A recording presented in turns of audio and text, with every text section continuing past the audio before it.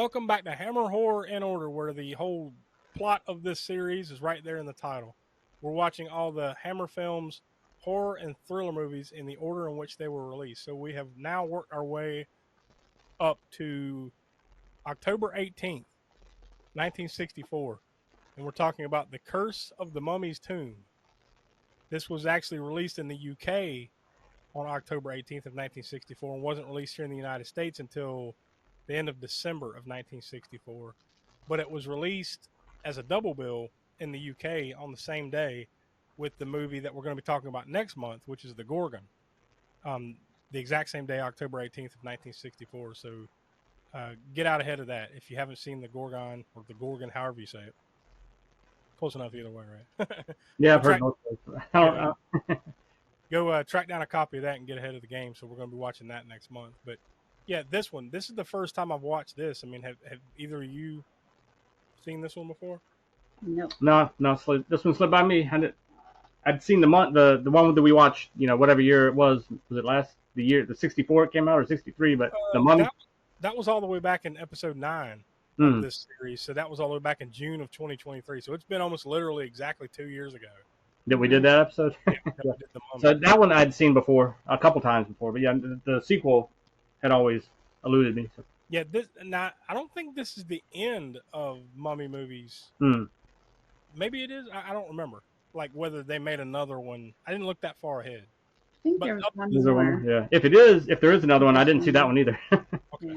But we did start with that one, and this is the second one of their run. So we'll see if there's more later down the road. It'll be a while because I actually did look ahead for like the next year or so. So it ain't going to be in that time frame. And we try to make sure these are in the order in which they would have been released.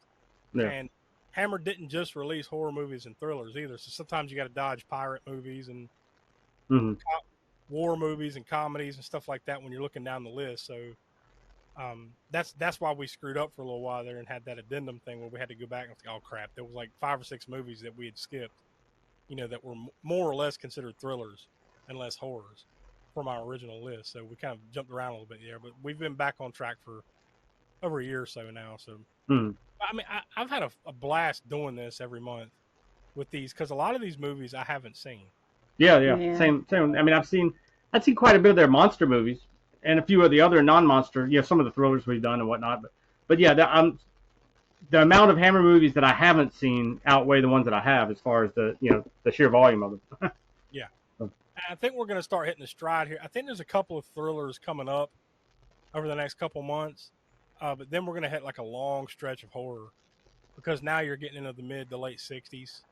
Once we get into 65, 66, 67, there's going to be more horror movies than thrillers. So, but I think overall we've been pleasantly surprised with some of them, and then you got ones like this where it's kind of like, Yeah. And I'll go out on a limb and say, I mean, I don't speak for everybody here, but for me personally, just the Mummy character in general has always been my least favorite monster of the classic monsters. Even going back to Universal, though I love Boris Karloff, the storyline around it has always kind of been my least favorite. Always like Dracula, Frankenstein, the creature, Wolfman better or whatever. And that was no different when it came to Hammer. I thought the first Mummy film that Hammer put out, I liked that actually better than the storyline and everything around it or whatever, better than the Universal Mummy movies. So. Yeah, this one unfortunately didn't live up to the first Hammer Mummy movie. But no, and we should have done this before we started recording here. We usually come up with a consensus rating before we start. So we didn't do that. So we'll debate it here in a little bit. But just to give you a starting point, when we watched the first Mummy back, that one came out in 1959. We gave that one 3 3/4 hammers. So you can guess that this is probably going to be a little lower than that one. Oh, yeah. As a starting point.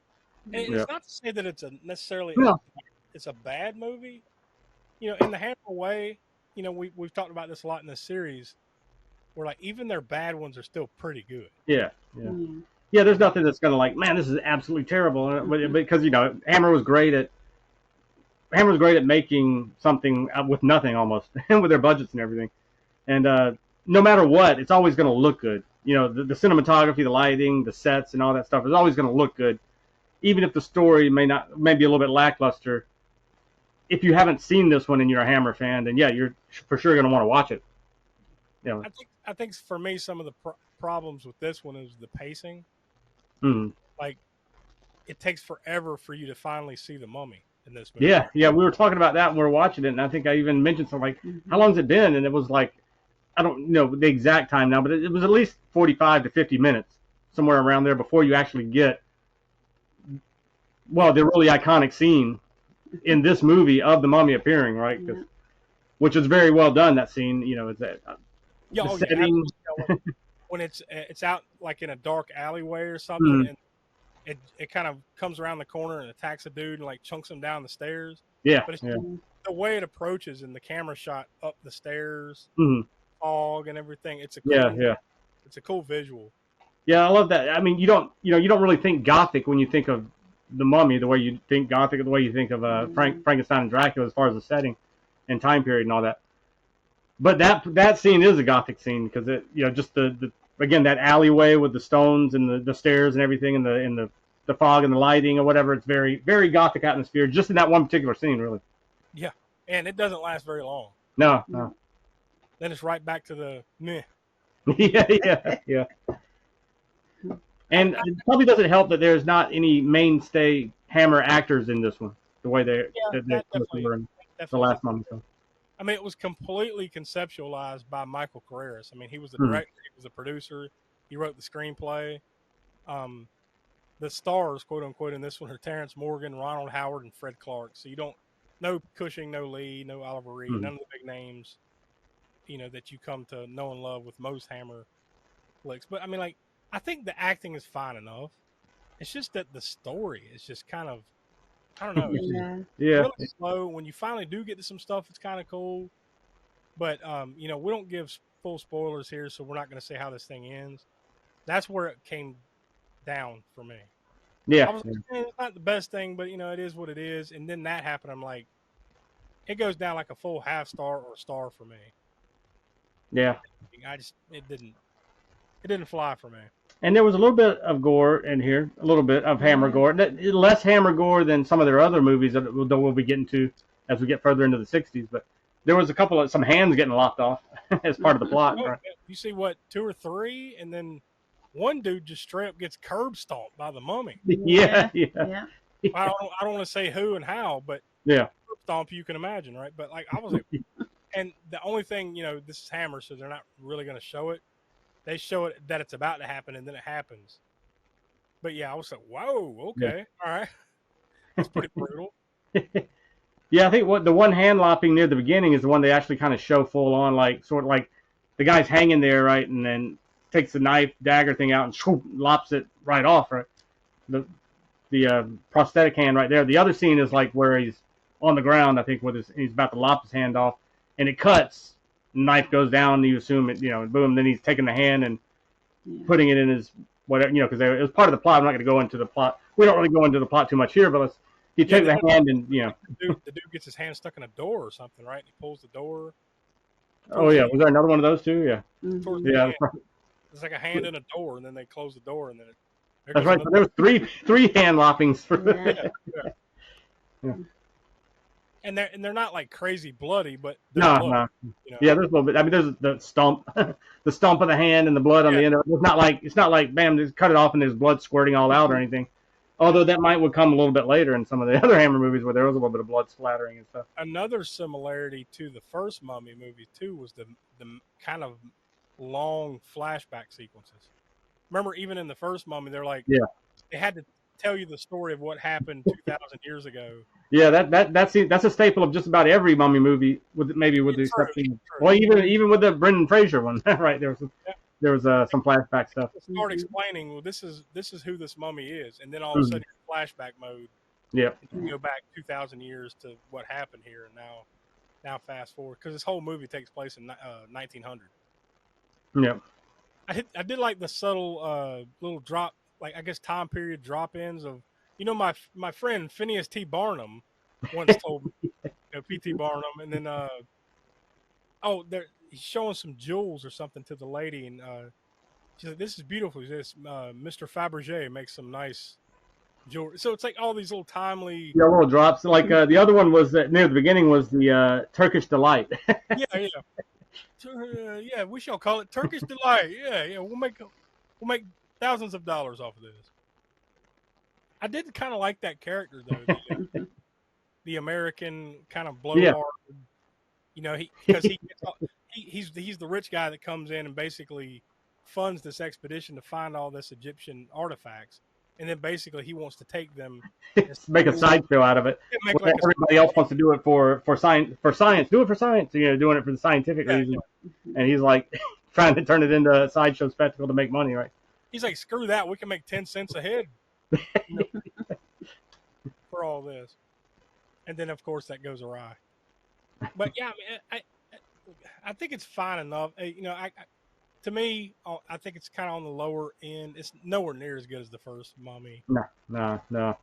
It's not like the worst Hammer we've seen or anything like that, but it's definitely on the lower end. So yeah, and certainly on the lower end of the classic creature feature Hammer ones, you know, classic monster ones or whatever. Yeah.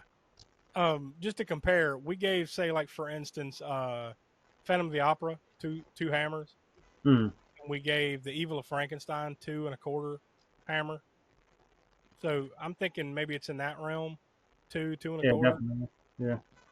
For me, you know, like there's some stuff there, but the ending kind of just. Yeah, it's definitely in that area. So 2 1/4 maybe. I want to land there. Is everybody good with that? Yeah, it works for me.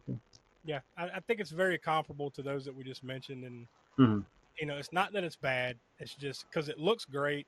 It's just the story lacks a little, and then it gets a little, it gets a little kooky toward the end. yeah, and then like we said, it also takes at least 45 minutes before you get any true, you know, mummy action going on.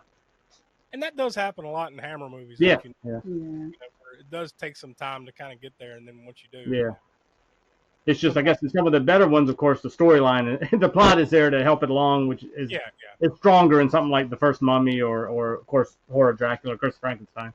So yeah, if you're a Hammer completionist like us, go check it out. You know, if you just love Mummy movies, maybe you'll appreciate it a little bit more than we did.